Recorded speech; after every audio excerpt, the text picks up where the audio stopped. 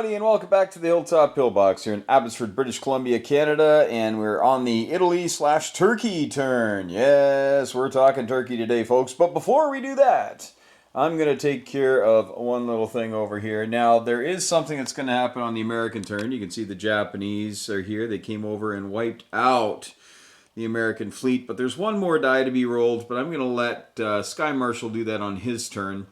I'll give him the nod and he can find out whether or not his destroyer gets a hit on the Japanese fleet. There was an extra destroyer there that got missed. Before we get going too far, though, I want to point out these hit dice. These are from my good buddy Triple Crown, and not just the dice. We've been working together on making dice, trying to get... I have a laser etcher that Triple Crown picked up, and then he bought a whole bunch of these dice, and we've been working with acrylics. We've been working with the etcher. Now he's been doing some dyeing the stuff that he saw on Sired's channel. And so he dyed these and drilled them at his dad's place and then painted with an acrylic pen, I believe, paint pen, and did these up. And then he just up and gifted it to me. What a guy. Like, look at all that. So I've got tons of hit dice. And I still got my own, of course, from that I had made like 5 years ago.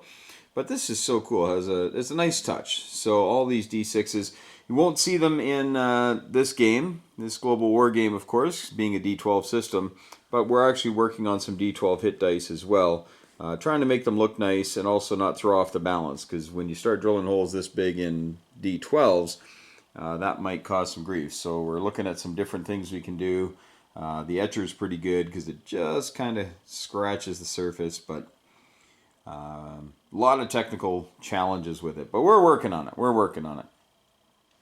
You can also see these boxes. Well, he also made these boxes, and they got nice black velvet there, and then they're on the bottom side, you got red velvet.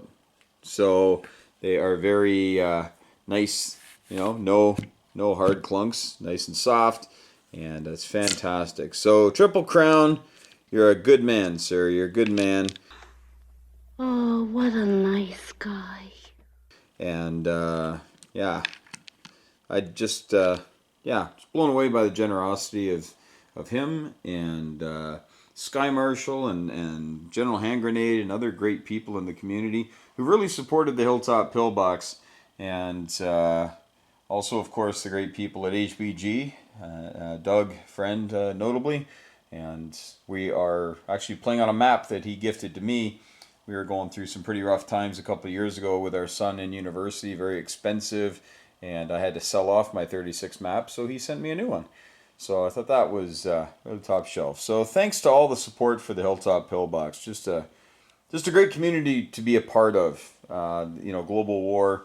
And the Axis and Allies community, just a bunch of great people, and I'm very privileged and honored to be a part of it. But back to the initial thing that I was going to talk about before I got distracted by the great generosity, is I got to take care of this battle in Namur. So we've got a Marine landing, not landing, but coming across here, and he's going to be fighting at a 1. And the plane's at 6, of course, and militia's defending at 2. So I have to take care of that before we get going too far. So I'm just going to do that now. So here's the Marine at a 1. Nope. The plane at a 6. Nope. The militia at a 2. Nope. So I think we keep going. The Marine. No. The plane. Okay, so it looks like the plane got, that's a 4. And then the militia gets a shot back. Oh, gets a 2. So the militia dies, but also kills the Marine. So this remains under Soviet purview. I don't know if that's the right word in that context, but... Wrong! What the heck? I'm not teaching right now. Okay. So that is done, and sorry about that rank. Lost your Marine there. Hopefully the dice aren't quite so evil when I battle today. Yes, we have a battle, ladies and gentlemen.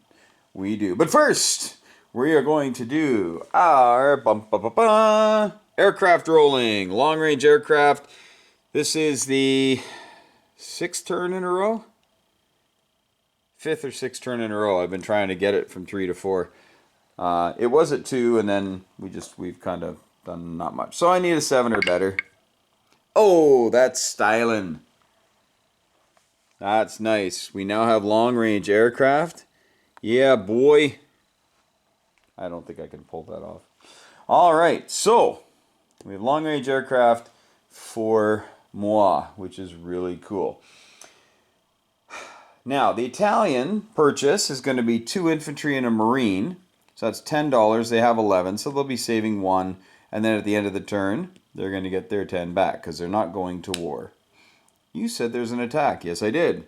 But that's Turkey. Yes, Turkey is going to be making attack against...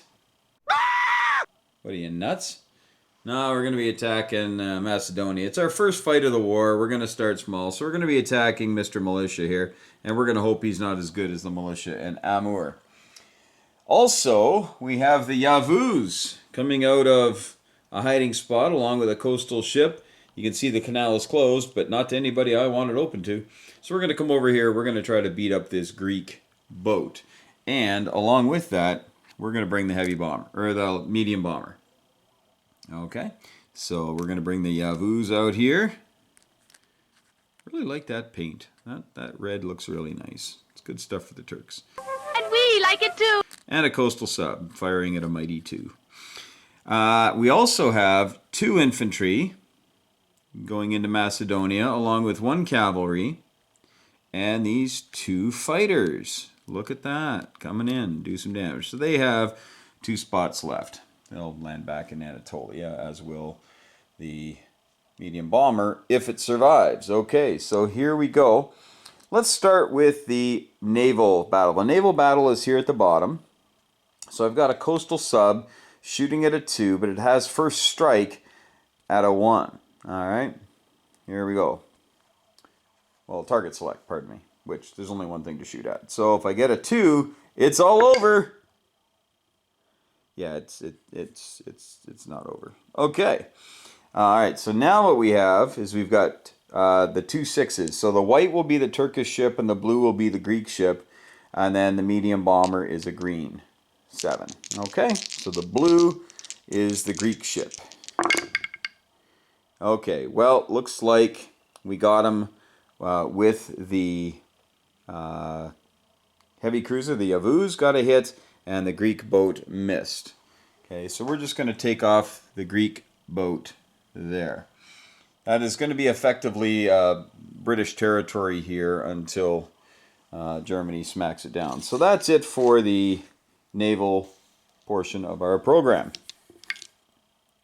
Now we have the land battle. So I have 2 infantry and 1 cavalry and 2 fighters.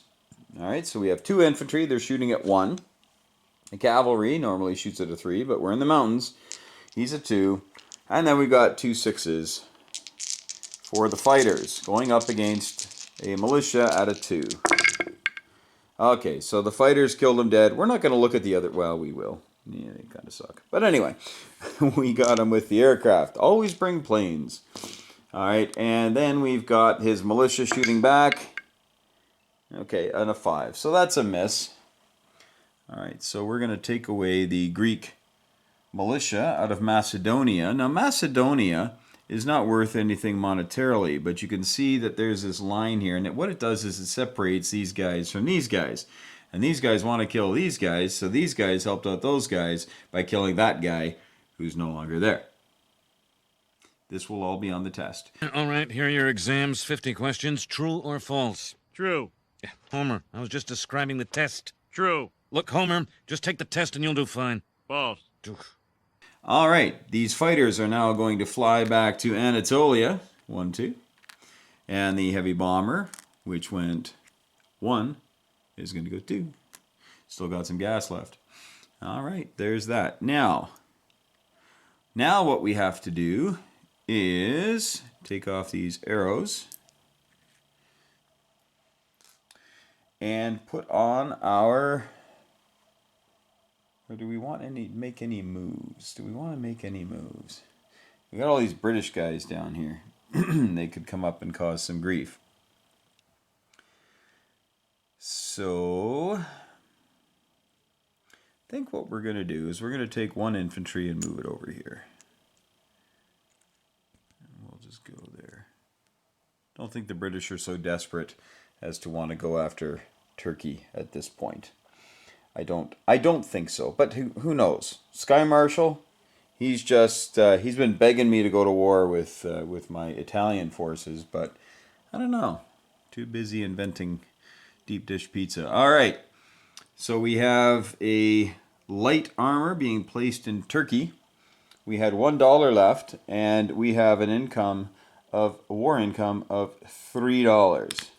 We will not be doing any other attacks on this end of town right now because of, well, that mess right there. Okay, so Turkey will have $4 to spend next round. The Italians, those crazy Italians. We're going to pick up Mr. Airborne here. Oh, actually, no, we're not. I lie. I lie. It's not a lie, if you believe it. And I don't want to lie. Here we go. All right. So we got everything here. So what I'm going to do is just put the placement of the guys on. My Italian Navy is the same as it was last turn. So we got 2 guys going into northern Italy. And we've got a Marine going into northern Italy. Because you can just never have too many Marines. So what I've got now is in Rome, there's 3 militia. I've got to tidy that up. What a mess. 3 militia, 2 infantry, 1 Marine, and 1 airborne. And up north, we've got the 2 infantry and a Marine. We've got an air transport here. And then out here in Sardinia, we've got 2 fighters and a tactical. And down in Sicily, we have a mountain troop. Down in Tripolitania, we have 5 infantry, 1 mountain, 1 colonial cavalry, 1 motorized, and a colonial armor unit. And then the militia in Tobruk, we have 2 colonial cavalry and 1 regular cavalry in Abyssinia. And that is everything for the Italians. So hopefully that was exciting for you. We're glad that we got to roll some dice. Kind of feel badly that the only stuff we killed was Japanese and Soviet, but well, we did kill a Macedonian, so I guess that counts. All right, so there you go, folks. That's the end of the turn. On to Sky Marshal, who has a ton of stuff, lots and lots of things for him to play with here, and we're gonna see what they're gonna do with all this steel they've got in the water in the Atlantic Ocean. It's unbelievable how much stuff they got there. They got a nice little fleet there, and they got a, oh, never mind. But the Philippines sure is stacked. Look at that. 5 coastal guns he built there last turn. 5. I think the Philippines could be safe. All right, folks, on to Sky Marshal. Take care.